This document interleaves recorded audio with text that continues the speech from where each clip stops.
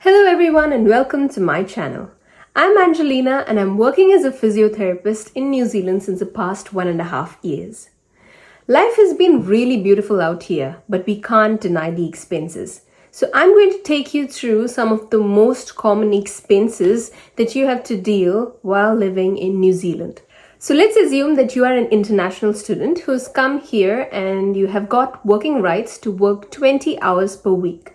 So if you consider the minimum wage here is now 23.5 New Zealand dollars. So considering that, you would get around 390 New Zealand dollars per week after taxes if you're working 20 hours.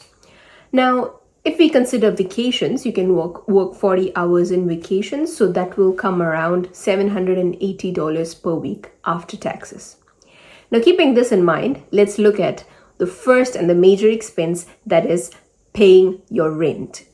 When you first arrive in New Zealand, you may have to live on a sharing basis initially. So that would come around $180 to about $220. It varies depending on which landlord or where you're staying, whether it's in the city or away from the city, but roughly it comes around 180 to 220 New Zealand dollars per week.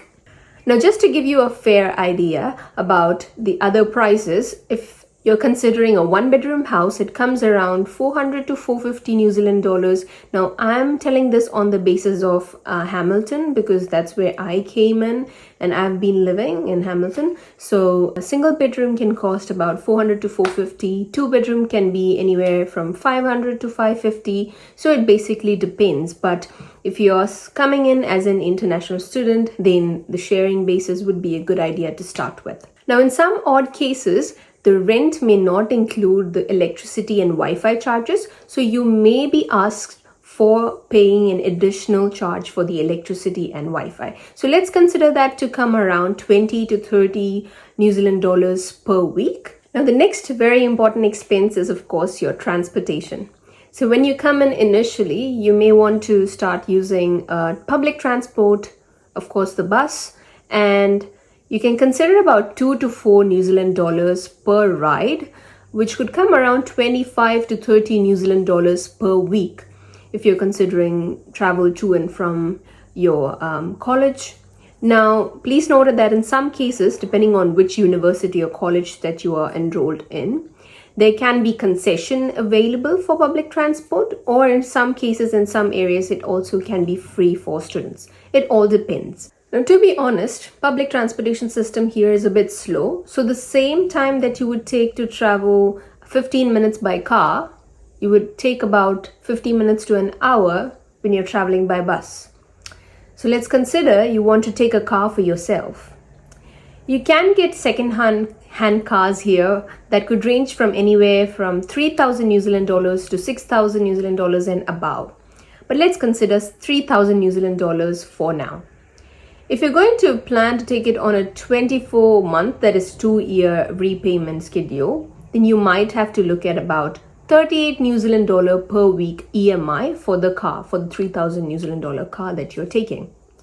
Now again, once you get the car, you need to get the insurance for it. So the insurance would come to be about anywhere between 20 to 30 New Zealand dollars depending on which car you're taking. And again, the petrol would come to be about 25 to 30 New Zealand dollars per week on an average. Now, that can be reduced if you're taking a hybrid car, but of course, that's going to be a larger investment.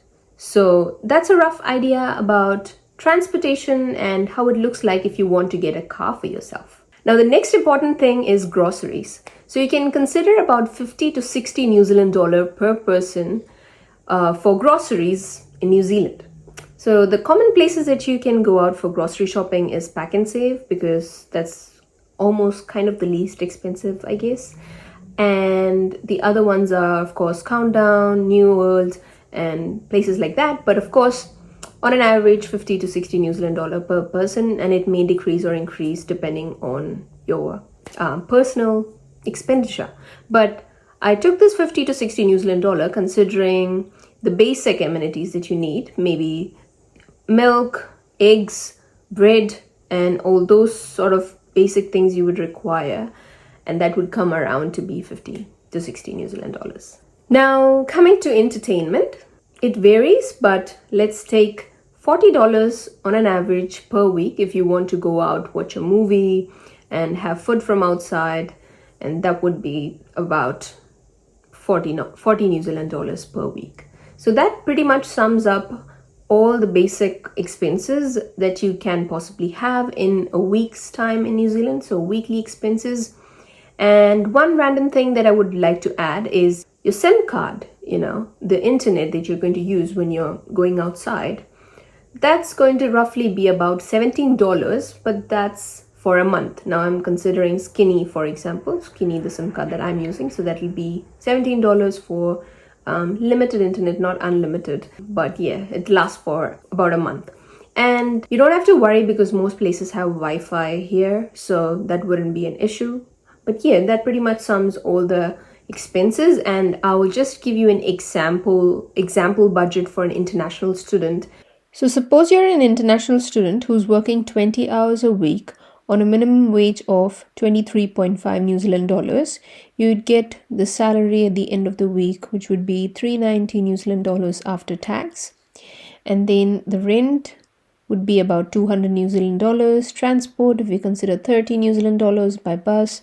Groceries being 60 New Zealand dollars and entertainment being 40 New Zealand dollars. That leaves you with 60 New Zealand dollars as savings. Now, please note that this is just an example for the budget. I hope you all found this video helpful. So please share this video to anyone who you know is coming to New Zealand on a student visa or are looking for what's the expenses in New Zealand like.